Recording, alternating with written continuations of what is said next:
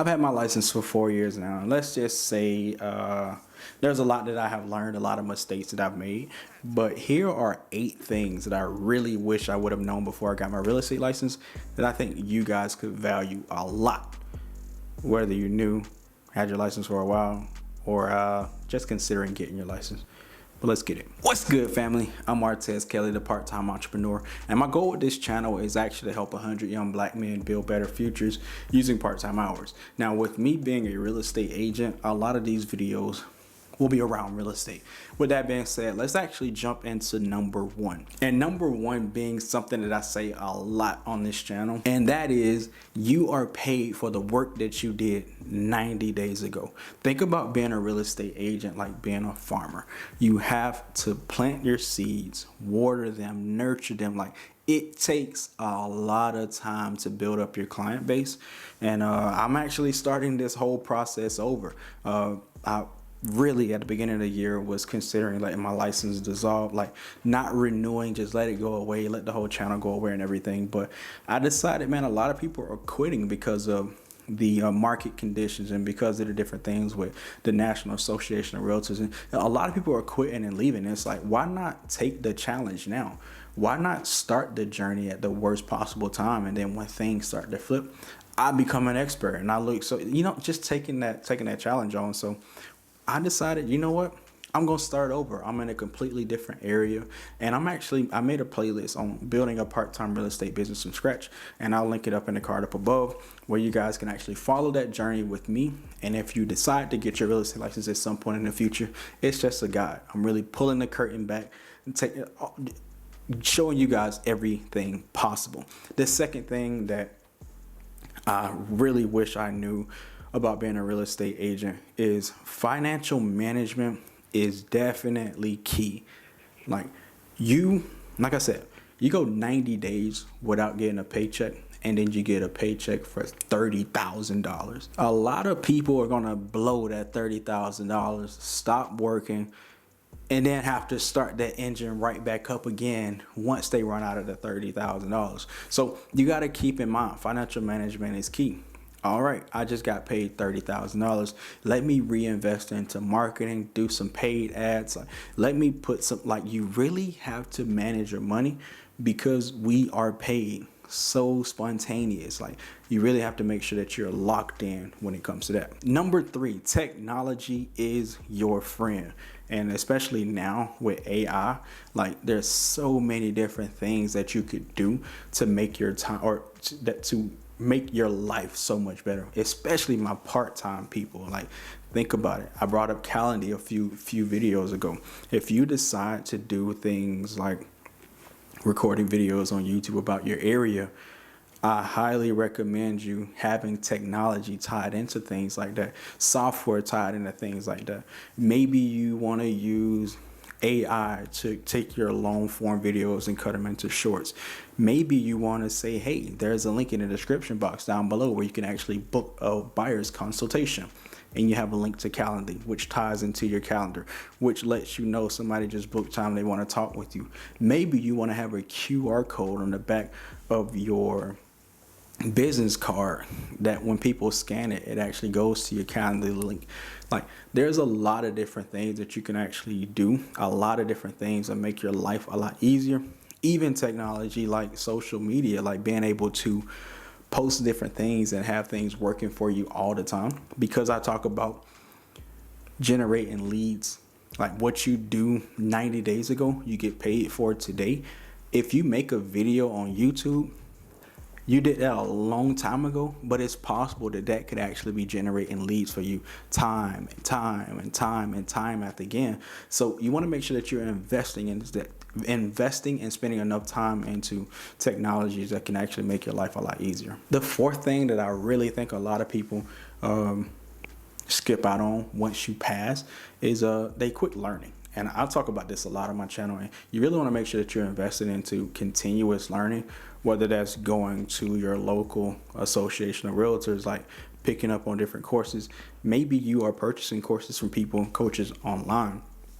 Like a lot of different things that you can be doing. Maybe it's books that you actually buy to sharpen your skills, to try different marketing strategies. You want to make sure that you're staying sharp and also staying up to date on a lot of different market trends, or not market trends, but real estate news that's going on, local news. So let's say that Airbnb was actually legal in your area and you're telling was illegal in your area. You're telling a lot of people like, yeah, you actually can't put this on Airbnb because it's not.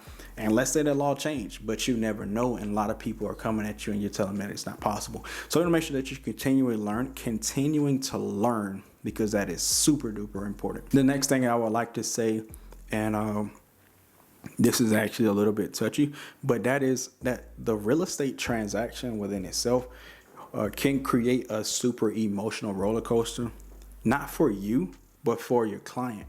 And that's because something could go wrong and they're like, man, this is taking too long. But you have to learn how to be level headed. And over time, that can actually weigh on you. So the whole process of selling real estate is super emotional. And you have to be that person to keep both sides calm, especially if you find yourself representing both the buyer and the seller. So real estate transactions are super emotional, but once you get a couple under your belt, you'll be able to know, okay, there's something you can actually prepare your clients for something to go wrong or for something to pop up. And if you point out a lot of things that could actually pop up in the process and you let them know, it's not so much of a surprise if it happens. And let's say nothing happens at all, then they're like, well, yeah, this was actually pretty smooth.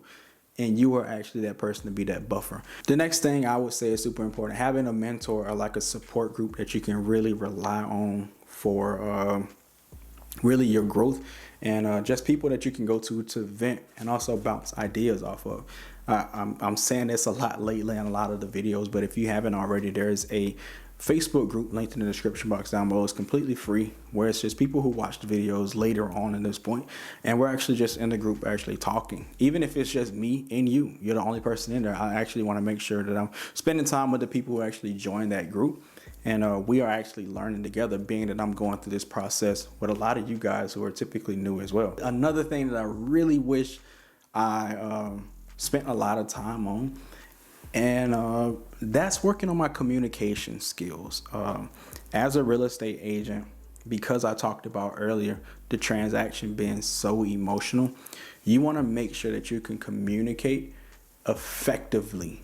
And like in times where something may even slip your mind, like you want to make sure that you're super organized and you can communicate effectively, because with the emotions being high and you not being an effective communicator, or like asking the right questions and making sure that you know for a fact that something could possibly go wrong and it just slipped your mind completely, that could be a stain on you and on your name. So this is something that I'm still trying to work on to this day, like being super effective, a super effective communicator. It's super important for you to like really rely.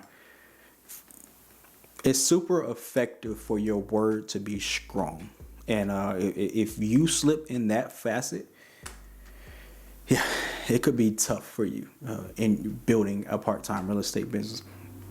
The next and last thing, and I struggled with this a lot in the beginning, and I still struggle with it a lot now, and that is having that balance and that work-life balance. Yeah, I don't think you will ever get a perfect 50-50.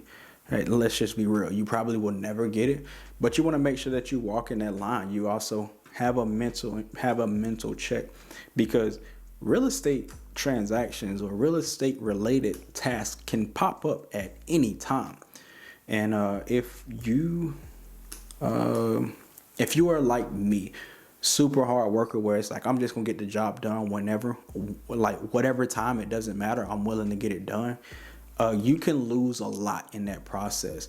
And I talked about this in an older video. I was working at T-Mobile. My schedule was not the same. It shifted around a lot. And let's say I had a couple showings in the morning, I would leave like 8-9 o'clock, show homes until like 12. Then I would go to work from 1 to 8 o'clock and then get home at 8, and I would run into the office and I would record a YouTube video to post on either the second channel or the first channel, like, or this channel, and then I would go to sleep. And it's just like, you spent no time with your family, you spent no time with your kid. I saw my son walk for the first time on FaceTime, and that was tough for me.